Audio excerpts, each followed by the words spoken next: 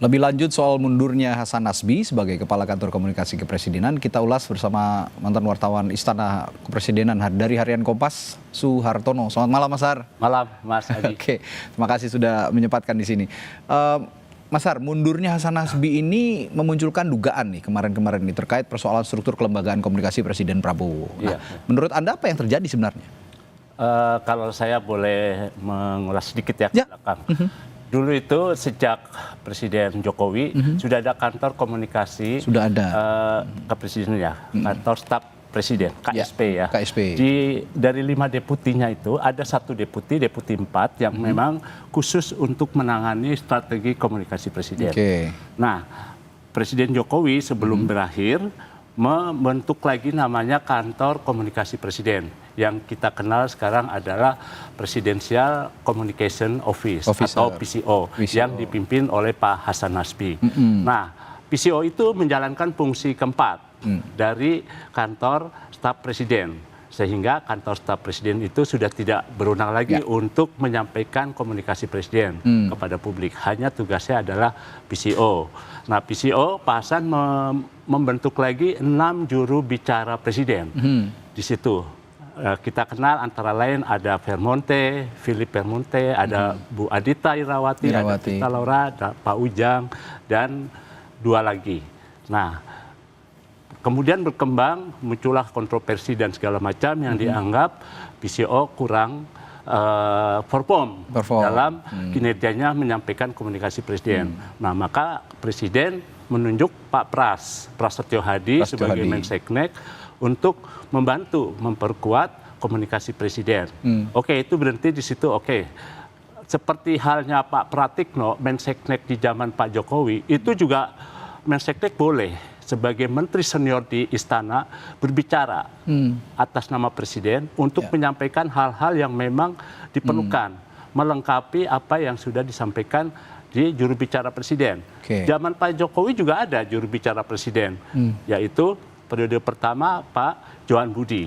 Tapi Pak Pratikno maupun Pak Pram, sekretaris kabinet boleh bicara, punya mandat untuk bicara itu. Nah, persoalannya juga muncul ketika Pak Prasetyo menunjuk lagi 2 Wamen Komdigi, Anggara Prabowo, dan Wamen Seknek, Yuri Ardiantoro, untuk menjadi juru bicara. Nah, problemnya jadi secara struktur kelembagaan jadi rumit. Karena sudah ada juru bicara presiden yang PCO. Lalu bagaimana fungsi 2 tambahan ini?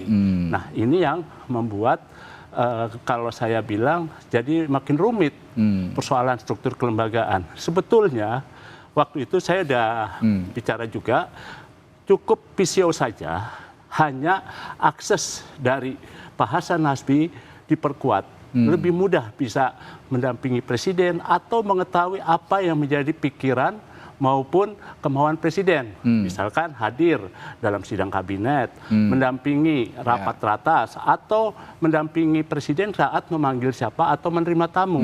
Jadi ketika tamu itu atau menteri berbicara kepada pers, staf komunikasi presiden itu mendampingi di situ. Tapi kenyataannya itu kan sulit, nggak bisa mendekati. Jadi akses dan aliran informasi dari presiden ke PCO itu mandek. Tapi dengan mundurnya Pak Hasan Nasbi ini, apakah semakin menandakan bahwa strategi komunikasi kepresidenan ini juga sedang bermasalah sekarang? Iya, sampai nanti misalkan, kan ini perkembangan terakhir, tadi saya mendapat informasi, jam 11 itu Pak Menseknek dan Pak Seskap dipanggil oleh Presiden. Kelihatannya soal mundurnya Pak Hasan Nasbi, karena beberapa saat kemudian Pak Pras menyampaikan bahwa Presiden tengah mempelajari surat pengunduran diri Pak Hasan Nasbi. Nah, sementara Pak Hasan Nasbinya itu sudah menyatakan mundur dari PCO, meskipun Presiden belum memutuskan. Karena kalau melihat ke belakang, di era Pak SBY, eranya Pak Jokowi, surat itu diajukan, Presiden mempelajari, langsung diumumkan oleh Presiden. Berdasarkan Perpres ini, kita memberhentikan menteri ini dan mengangkat menteri ini. Misalnya begitu. Perpres ini kami buat karena ada surat pengajuan dari menteri tersebut. Jadi seperti itu. Nah, sementara di PCO sekarang belum ada sejak Pak Hasan Nasbi mengajukan 21 April. Selama 7 hari ke depan yang saya dapat informasi, Pak Hasan Nasbi itu dicuekin.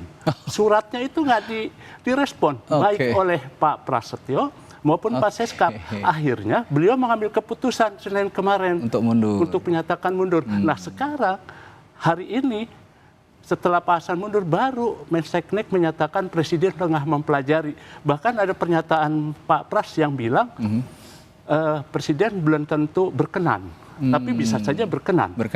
Nah ini kan jadi persoalannya semakin rumit gitu. Kalau seperti ini kondisinya Mas Har, ini mundurnya Hasan Nasbi ini, Pak Hasan Nasbi ini keputusan pribadi, tekanan istana, atau justru ada tekanan eksternal?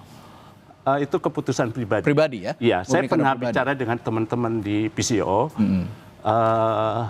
Katanya tuh Pak Hasan tuh menyatakan begini, saya ini kan tamu di sini.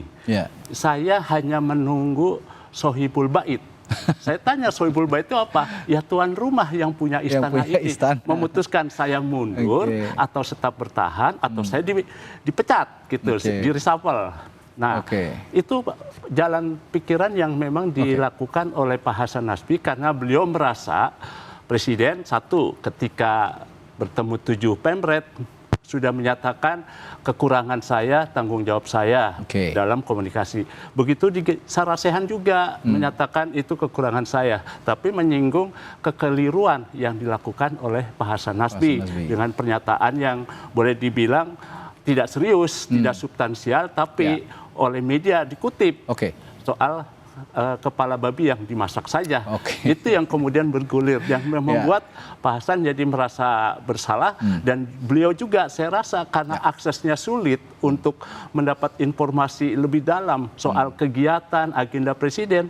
Jadi beliau ya sudah, saya mengajukan kemunduran diri aja. Kalau sudah sekarang nih Pak Hasan Nasbi mundur, tapi meskipun tadi Mas Har bilang Pak Prabowo bisa jadi berkenan, bisa tidak begitu sebenarnya dengan mundurnya. Tapi begini, ke depannya fungsi PCO ini kalau memang sekarang Mensesnek sudah ditunjuk jadi juru bicara Presiden, masa depan PCO-nya bagaimana kira-kira? Kalau Presiden menginginkan PCO tetap langgeng, PCO ini kan warisan dari Pak Jokowi berdasarkan Perpres 82 tahun 2024. Nah, Perpres itu sudah ada. Kalau Presiden Prabowo memang ingin membubarkan, ya sudah, Perpres itu dicabut dengan Perpres baru yang menyatakan bahwa PCO dibubarkan. Tapi bagaimana nasib beberapa deputi yang sudah ada, 6 PCO dan staf ahli serta pegawai administrasinya. Jadi kalau menurut saya, Presiden harus tetap menetapkan PCO hanya kalau memang Presiden berkenan mengganti Pak Hasan, masukkanlah orang baru yang memang punya akses dengan Presiden sehingga tidak ada akses yang terputus. Lalu Pak Prasetyo tetap saja karena beliau kan menteri senior ya, yang memang ada di Seknek seperti Pak Pratikno boleh saja bicara. Tapi kalau Pak Angga Wamen Komdiki maupun Pak Juri, Wamen Seknek akan menjadi juru bicara. Nanti overlapping dengan 6 PCO, juru bicara 6 PCO itu. Jadi kalau mau mereka diintegrasikan ke sana. Atau bikinlah Perpres baru gitu loh. Yang menetapkan juru bicara tambahan untuk Pak Juri maupun Pak Angga. Jadi begitu. Kalau bicara dampak pengunduran dirinya Pak Hasan Nasbi ini sebenarnya punya apa ya? Punya dampak terhadap isu-isu politik besar nggak sih di negara kita sekarang?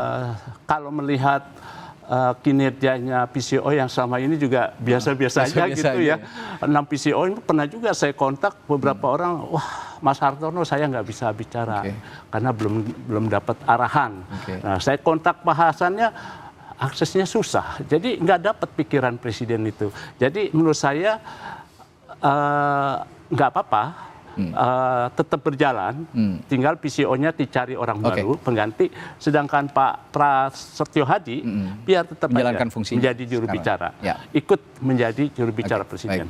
Ini artinya perbaikan di struktur komunikasi, struktur koordinasi. Ya. Ini perlu dimantapkan lagi supaya nanti tidak ada lagi salah-salah persepsi untuk menyampaikan apa yang menjadi kebijakan pemerintah. Betul. Ya, juru bicara kan corongnya presiden juga seperti betul. Iya, sayang soalnya. Ya, sayang soalnya, betul.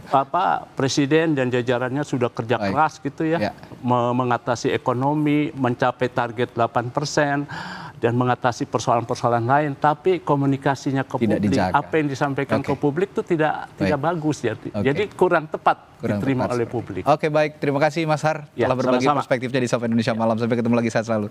Terima kasih. Baik.